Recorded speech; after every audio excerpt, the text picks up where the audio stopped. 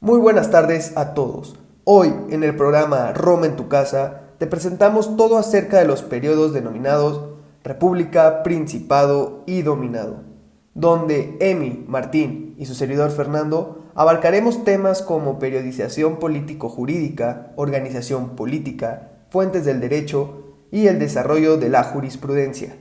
Sean bienvenidos y echemos un vistazo a lo que fue Roma.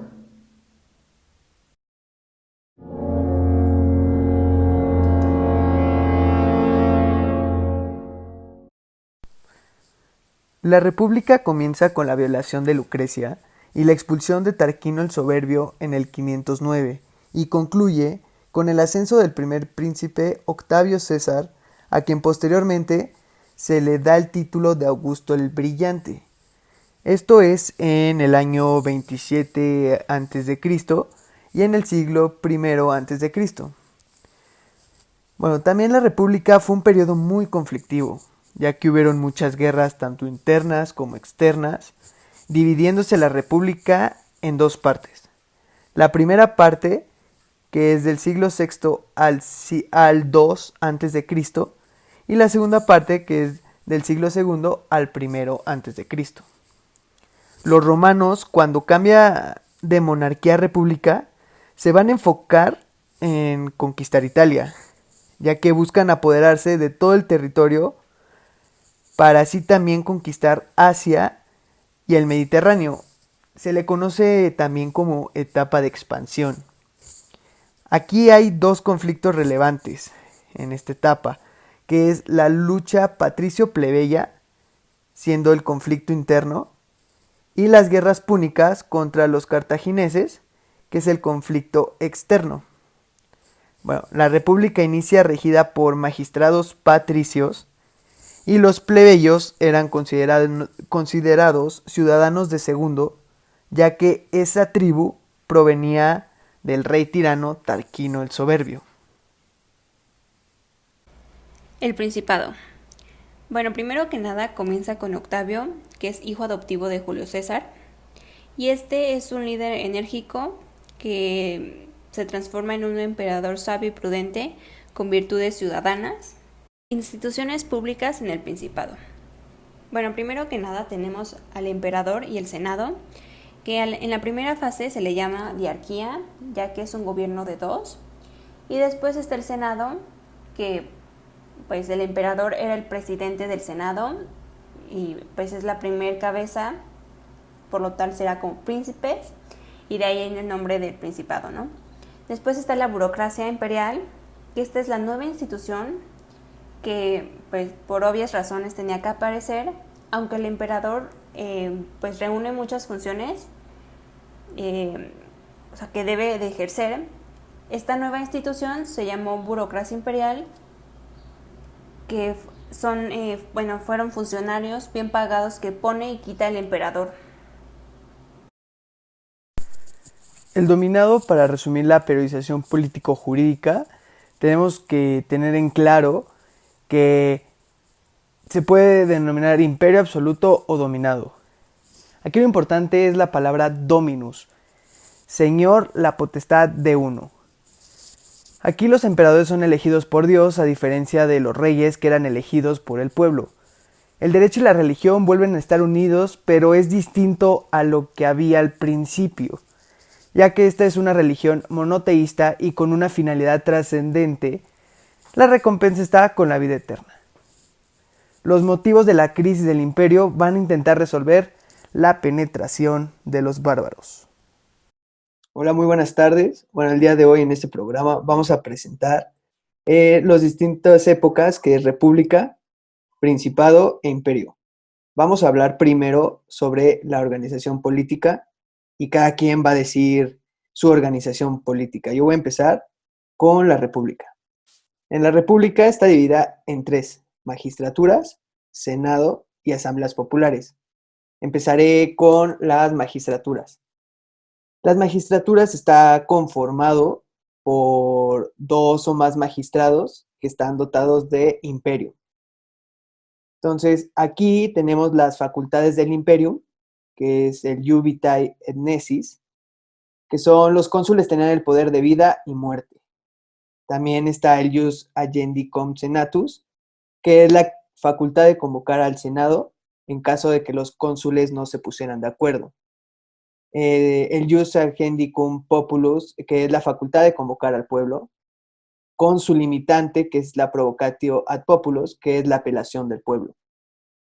El jus pistorium, que es la facultad de consultar a los dioses y que estos los aconsejaren a los aspectos bélicos o en las tierras que pueden sembrar. También está la rogatio, que es la facultad de legislar, la jurisdictio, que es impartir justicia en temas de carácter privado, el jus edicendi, que es la facultad del magistrado para crear derecho, el jus honorium, y la coercitio, que es impartir justicia en el orden criminal. Pero tenemos limitantes. Hay limitantes formales del imperium y limitantes informales del imperium. Las formales es la intercesio, que es el derecho de veto de un magistrado. Este se limita la potestad, ya que en ambos deben estar de acuerdo en las decisiones. La intercesio tribunicia, que es el derecho de veto del tribuno de la plebe. Y tenemos las limitantes informales del imperio, que son colegiados, anualidad, electividad, responsabilidad y gratuidad. Derivado de esto, se va a desmembrar el cuerpo de cónsul, porque el Senado se encargaba temporalmente. Entonces tenemos el consulado, que es el Jubitat Enesis, el Jus Agendicum Populus, Jus Agendicum Senatus, la Rogatio. Tenemos la pretura, que se divide en Jus Jurisdictio, que es impartir justicia en los conflictos particulares desde su oficina, y el Jus Edicendi, que es la facultad del magistrado para crear derecho. Este se va a crear cuando no hay regla aplicable o no es suficiente en el Jus Civile, o cuando están involucrados los peregrinos, y todo esto se le conoce como Jus Honorarium. También está la edilidad, igual, es magistratura completamente plebeya esta, y se divide en jurisdictio, que es impartir justicia en los conflictos particulares desde la calle, y el Jus Edicendi, que es la facultad del magistrado para crear derecho, y esta se crea cuando no hay regla aplicable no suficiente en el Jus Civile. Tenemos la cuestura, que aquí está la coercitio, que es impartir justicia en el orden criminal. El tribuno de la plebe, que tendrá las mismas funciones que los cónsules, son jefes militares de los plebeyos. El censor, que es que él tiene una vigilancia moral y también participa en el censo. El dictador, que es el encargado de tener todo el imperio en situaciones de crisis. Y el máximo pontífice, que es el Jus Pistorium, y no es designada por el pueblo, no es anual y tampoco es colegiada. Eso por parte de las magistraturas. El Senado, que es el Consejo de los Ancianos, un cuerpo de consulta, y su función es asesorar a los magistrados en lo que tienen que ver, ya sea prestación de servicios, desaprobar ciertas conductas, y participaban en la creación de leyes. Y por último, tenemos las asambleas populares. Están divididos en tres. En el comicio curiado, que ellos hacían la elaboración del calendario y daban fe en las adopciones y recibían los testamentos. El comicio centuriado, que se encargaba de las funciones mayores y elegían a los magistrados para votar los proyectos de ley. Y la concilia plebis, que es el voto de los plebiscitos, y eligen a los magistrados del tribuno de la plebe. Esto sería la organización política de la República. Emi, si nos puedes contar la organización política del Principado, estaría perfecto. Bueno, primero tenemos el emperador, que sustrae la provisión de tras provincias al dominado del Senado, y comienza a coordinar la economía de todas las provincias y a formar colonias romanas fuera, pues, de Italia para impartir cultura romana en ellas.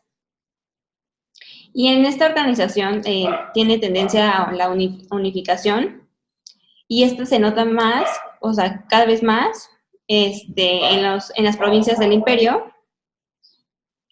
Y también hubo emperadores del imperio que nacieron en ciudades que no pertenecían a la península italiana. Y el imperio no deja como la monarquía a la república, en donde se respetan otras culturas Ok, o sea, en esta solamente existía una.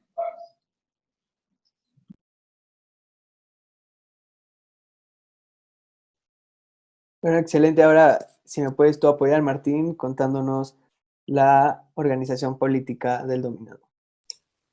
Bueno, creo que lo último que dijo fue bastante relevante a lo que transiciona a ser el dominado o tetrarquía, o también se llama el despotismo burocrático de Roma, que es en esencia el imperio, pero sin los bloqueos políticos ni jurídicos que tenían al iniciar como imperio, como república, o sea de sus orígenes como granjeros llegaba a esta nueva tierra, o ya como una sociedad formada con diferentes instituciones de derecho y política.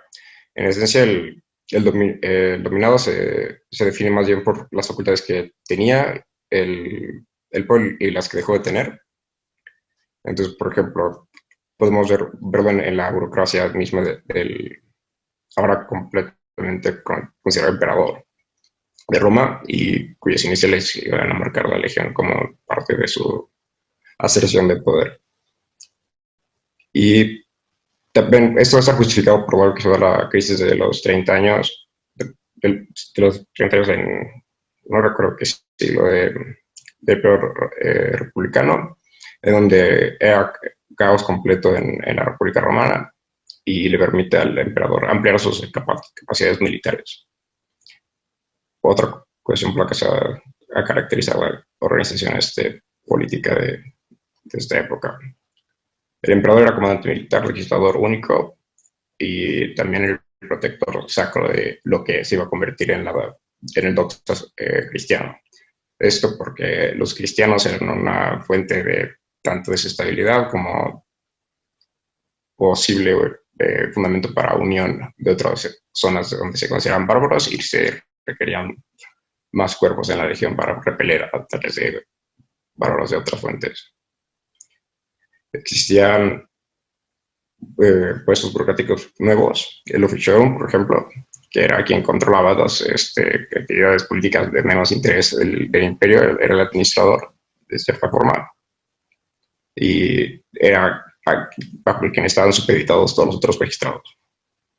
O en este caso ya eran o patriarcas o sínodos, y había uno que otro puesto enfrente de lo que quedaba del Senado, el Senado romano. Ya no era el gran Senado donde todo el mundo podía dar audiencia, sino era el Senado donde tenían que seguir la regla y agenda política del emperador.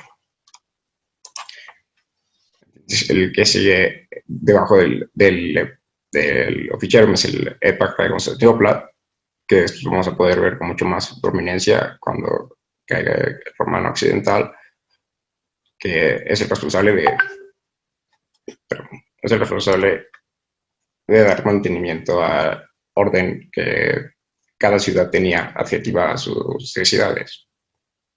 Entonces, sus facultades pueden ser más pequeñas en el gran esquema del imperio bajo el dominado, más sus responsables eran más importantes en el día a día de Roma.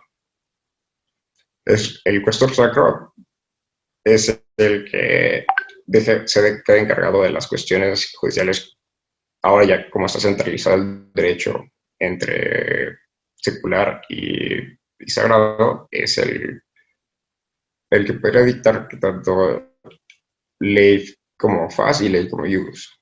Entonces ya esos conceptos que se empezaron a quedar tan claros en los periodos anteriores del derecho clásico romano ya están volviéndose menos claras de definir, y también quiénes se está aplicando, como tú, Fernando, nos dijiste que el aspecto del cuestor empieza a ser menos claro cuáles son sus facultades y cuáles son sus límites. Hay funciones del mismo carácter, pero debajo del cuestor se delega, como en todas las burocracias, a funciones más pequeñas, como en este caso sería el propósito sacri cubiculi, que tiene prácticamente las mismas responsabilidades, solamente que es el que va a poner a otras personas debajo de él en diferentes delegaciones de Roma. Ya hay una separación también política aquí, con fronteras claras y donde mientras no existe un imperio absoluto, hay un dominio absoluto de Roma. Entonces ya es un Estado en un sentido más moderno, es en esa politización del derecho, pero sigue siendo, por supuesto, una cuestión completamente autocrática y una fachada para esconder las excentricidades de los emperadores de esa época, por ejemplo, Calígula con sus diferentes proyectos de ley que pasaban la lógica de los monos, y también el consejo de todas estas personas que acabo de mencionar, porque al fin y al cabo el emperador era el que tenía el absoluto poder de decir lo que él quisiera. Y la diferencia entre el dominado y el imperio. El poder de dominio es el que da el poder absoluto de quitar todas las decisiones de todos los otros cuerpos consultivos o formativos de derecho. El que tiene la última palabra va a ser el emperador de Roma. Entonces la magistratura aquí deja de tener muchísimo peso y el Senado empieza a tener un poco más de peso al incluir a sus cuerpos a los jurisprudentes, que van a ser un tipo de cuerpo técnico de personas que conocen el derecho, tanto sacro como secular, ya que ahora está centralizado en una sola fórmula de conocimiento.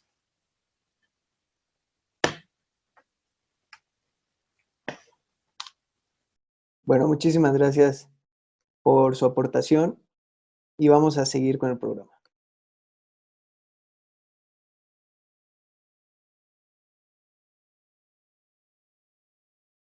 Bueno, muchísimas gracias por su aportación. Ahora vamos a hablar de las fuentes del derecho e iniciaré con las fuentes del derecho de la República. Aquí tenemos fuentes formales del derecho, que son las leyes rogatas, el derecho honorario no es derecho escrito, los plebiscitos, que son las iniciativas de ley de los plebeyos. También tenemos el jus honorarium, que es el derecho que es aplicado en Roma para los no ciudadanos de Roma. Este es flexible e inseguro. El jus sedicendi aquí aplica cuando hay un peregrino invocado y en caso específico el derecho civil es poco práctico, es decir, existe una laguna en el derecho civil. También está el edicto del magistrado, que es este pizarrón donde se va a registrar la práctica del magistrado, aconsejado por el Senado.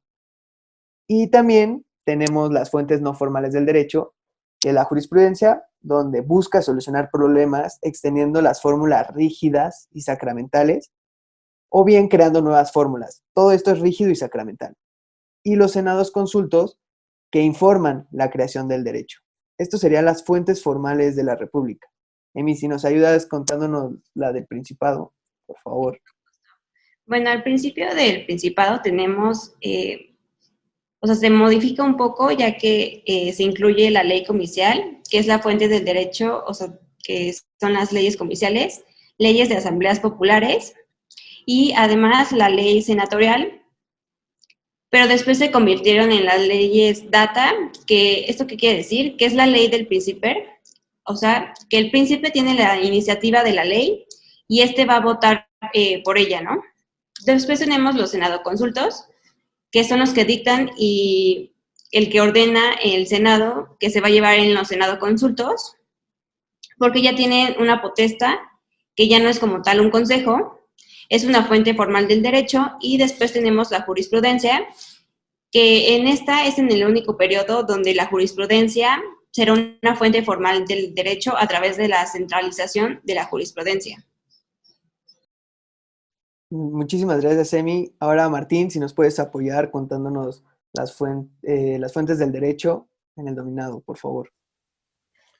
Sí, pero aquí es donde se pone un poco más confuso cuando hablamos de derecho, porque es cuando empieza como se conoce comúnmente el periodo a decaer Roma como un imperio. Entonces ya hay dos derechos en dos diferentes partes de Roma, pero consiste pues en los mismos tipos de figuras en un inicio, que son las constituciones imperiales, como las instituciones que ya existían dentro de esos espacios territoriales del imperio, solamente que ahora en el dominado van a tener una posición más alta como una ley de esas regiones. con sus respectivas particularidades, por supuesto. Es lo único que los diferencia de, por ejemplo, los edictos, que ahora tomar más una cuestión de un mandato de ley del emperador. El decreto que es lo mismo, pero una sentencia particular. El edicto es general. La reescrita es la respuesta que se le hacía al pueblo o a alguna persona ciudadana que hacía alguna queja al emperador, en este caso nada más a la que él decidía responder. Ya no hay los mismos derechos que tenían ciudadanos antes. Y el mandato, que son órdenes muy exactas de lo que se tiene que hacer en toda Roma. Es la única diferencia entre dicta y mandato. La dicta se le manda a una parte de Roma. El mandato es para todos los romanos, estén en Roma o en alguna de sus provincias. Esos son las fuentes formales.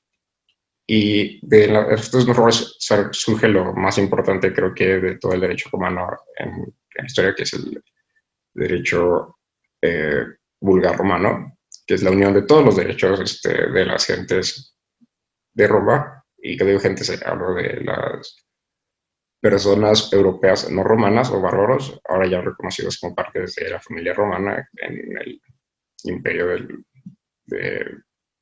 en el dominio del emperador, que se va a volver dos diferentes cuerpos, que es el corpus de civile y el corpus canonici.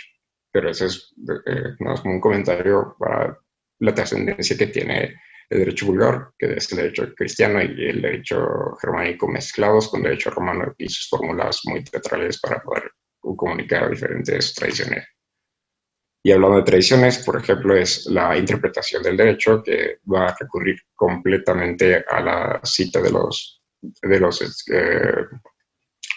que se ve el Tribunal de los Muertos. Son diferentes doctrinarios y juristas romanos que ahora se consideran como, por ponerse una doctrina jurídica homóloga a través de toda Roma, que puede llevarse a citar como parte informativa de una formación de ley. La retórica es esencialmente dirigida a justificar cualquier política que el emperador decida crear, ¿no? Ya no hay una discusión que pueda crear derecho en sí, sino más bien nada más dar razón por la cual la ley existe. Algo parecido a la legislación actual, pues, para que poder como una idea general de qué es lo que consistía eh, el diálogo que antes podía llegar a crear derecho en las calles romanas. Y la dogmática, que es lo mismo, que es seguir la fórmula exacta que se puso antes para no crear derecho, porque se considera que en esa época los juristas no eran muy brillantes ni tenían mucho que aportar.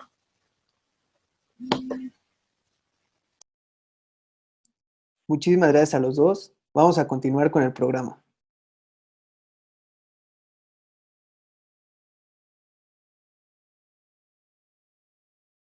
Muchas gracias a los dos. Y para cerrar el programa, me gustaría hablar sobre el desarrollo de la jurisprudencia.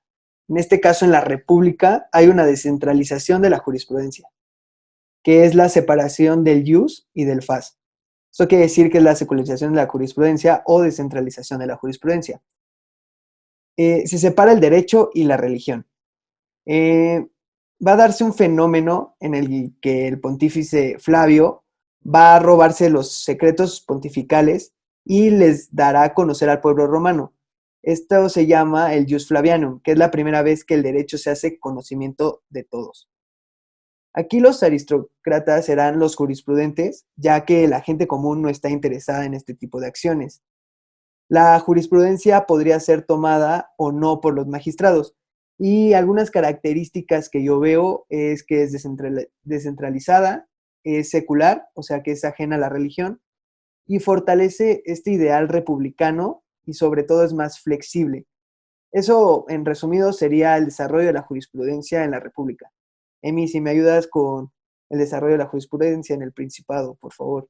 Claro que sí. Bueno, aquí la diferencia es de que vemos una centralización en la jurisprudencia, o también se le podría llamar la colegialización, que es la tendencia en que se agrupan los jurisprudentes, y tenemos a dos, que es la sabiniana, bueno, los sabinianos y los proculianos. Estas dos escuelas estaban de acuerdo con los romanos de que debían tener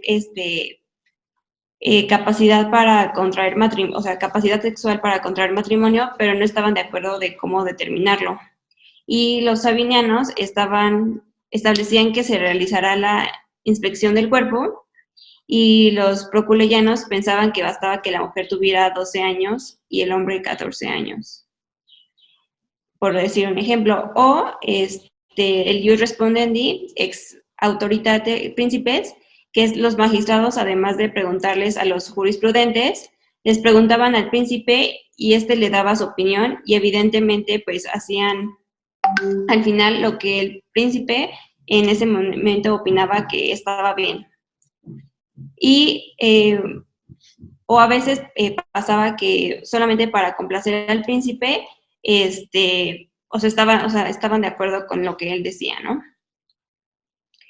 Y aquí la jurisprudencia pues era como un consejo que se le daba.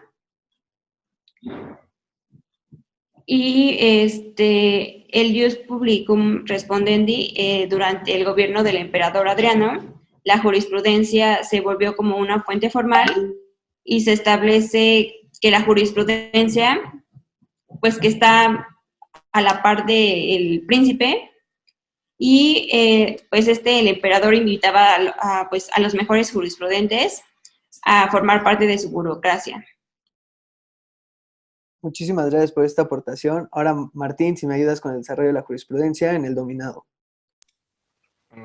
Pues, brevemente, en el dominado la jurisprudencia empieza a tomar menos vida, pero un poco más de presencia en la actividad política romana, pues lo que es la primera vez que se utiliza como la justificación de todas las leyes. Algo más parecido a la jurisprudencia contemporánea, que es la interpretación de normas constitucionales o de leyes de ese mismo nivel. Este es lo mismo que razón de existir la jurisprudencia del dominado. Se vuelve una interpretación de las leyes que hace el emperador para poder dar un razonamiento legislativo y razonamiento jurídico, pero en realidad es puramente política.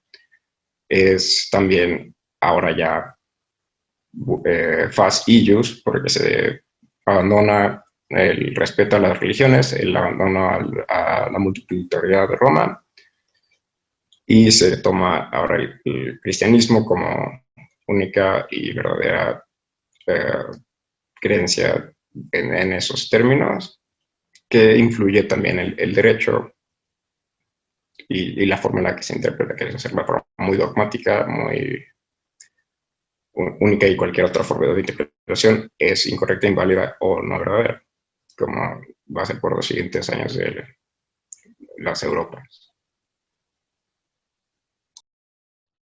Pues muchísimas gracias a los dos. Y con esto, pues acaba nuestro programa. Espero haya sido de su agrado. Síganos sintonizando. Muchas gracias.